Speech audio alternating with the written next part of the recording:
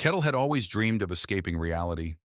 Every morning felt the same job, the same routine, the same boring life.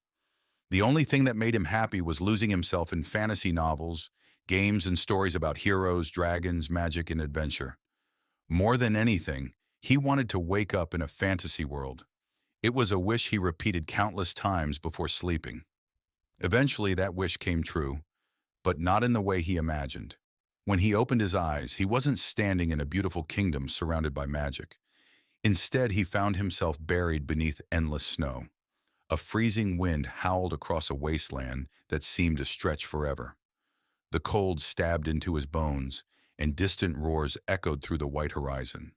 Before he could even understand what had happened, he learned the terrifying truth. He had been reborn as a barbarian in the White Wasteland, the most dangerous region in the world.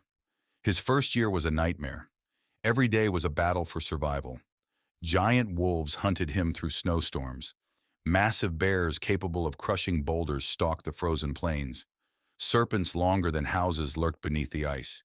Even worse than the monsters was the cold itself. It never stopped. It followed him everywhere, draining his strength and threatening to kill him every moment he remained exposed. Many times he wanted to give up. Many times he believed death would be easier than continuing. Yet whenever he reached his limit, a strange blue window would appear before his eyes. Quest incomplete. That was all it ever said. No explanation, no instructions, no reward. Just those two words. Quest incomplete. Years passed. The weak office worker slowly disappeared. Survival transformed him into something entirely different. His body grew larger and stronger. Countless battles covered him in scars. His silver-gray hair grew long, and his eyes developed an unnatural purple glow whenever he released his power. Eventually, he became one of the strongest barbarians in the White Wasteland and the leader of his own tribe. Unfortunately, his tribe was filled with idiots. Today was a perfect example.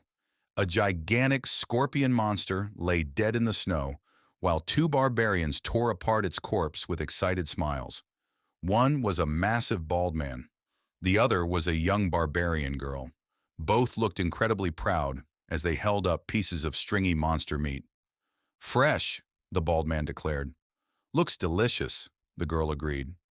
Kettle stared at the meat before looking back at them. It looked poisonous enough to kill several people. Only barbarians could look at something like that and think it was food. The girl tilted her head. "What's poisonous?" Kettle immediately regretted existing. Before he could answer, both barbarians started devouring the meat. He simply sighed and looked away. Less than a week ago, they had eaten something similar and spent 2 days vomiting. Apparently, they had learned absolutely nothing from the experience. Then the bald barbarian suddenly froze. His body trembled. Foam appeared around his mouth. A second later, he collapsed face first into the snow and vomited green liquid everywhere. The girl screamed and immediately started slapping him. "Wake up!" Smack. "Don't die!" Smack. Kettle watched for several seconds before deciding he had seen enough. "Every single time," he muttered. As the girl continued accidentally beating the unconscious barbarian, Kettle turned around and walked away. "I need some fresh air." Far away from the tribe, a caravan slowly pushed through the blizzard. Several mercenaries surrounded a collection of heavily loaded wagons. Their faces were pale from the cold, and every step looked miserable. One mercenary cursed under his breath. Another questioned whether crossing the White Wasteland was worth any amount of money. Their captain immediately shut down the complaints. "We accepted the contract." Nobody argued after that. Inside the warmest carriage sat a young noblewoman named Melina Akasha. Across from her sat an elderly butler who had served her family for years. "My lady, are you feeling well?" the butler asked. "I'm fine," Melina replied with a gentle smile. The old man glanced toward the mercenaries outside and frowned. Melina noticed his expression. "They look exhausted. They're mercenaries. They're freezing. They're being paid," she sighed. Arguing with him was impossible. After a moment, she lowered her voice. "What about the monsters?" The butler's expression darkened. "The monsters aren't what worries me. Melina looked surprised. The old man leaned closer. Do you remember the Emperor's story? Of course she did. Everyone knew the tale. Years ago, the Emperor had entered the White Wasteland and somehow survived. When he returned, he described monsters capable of causing earthquakes, poisoning rivers, and destroying armies. Yet according to him, those creatures were not the true danger. The real danger was the barbarian race. The butler laughed nervously. Fortunately, barbarians are probably just legends. Melina wasn't convinced. The monsters had turned out to be real. What if the barbarians were real too? Before she could continue, a shout echoed from outside. The entire caravan stopped. Every mercenary immediately drew a weapon. The captain stared into the raging blizzard. Something was approaching. At first it looked like a dark shadow moving through the snow. Then it slowly became clearer. A lone figure, walking directly toward them. The captain narrowed his eyes. The closer the figure came, the more wrong it felt. It wasn't stumbling through the storm. It wasn't struggling against the freezing wind. It was casually walking through one of the deadliest places in the world, as if taking an afternoon stroll. Then the figure stepped close enough for everyone to see. The captain's blood ran cold. It wasn't a monster. It was a man. A giant man. Silver gray hair moved in the wind, while glowing purple eyes stared directly at them. The mercenaries froze. The stories, the legends, the Emperor's warning. Every terrifying rumor suddenly became real. Standing before them was a barbarian, and he was smiling. The giant barbarian continued walking toward the caravan without the slightest concern. Snow swirled around him, yet none of it seemed capable of slowing him down.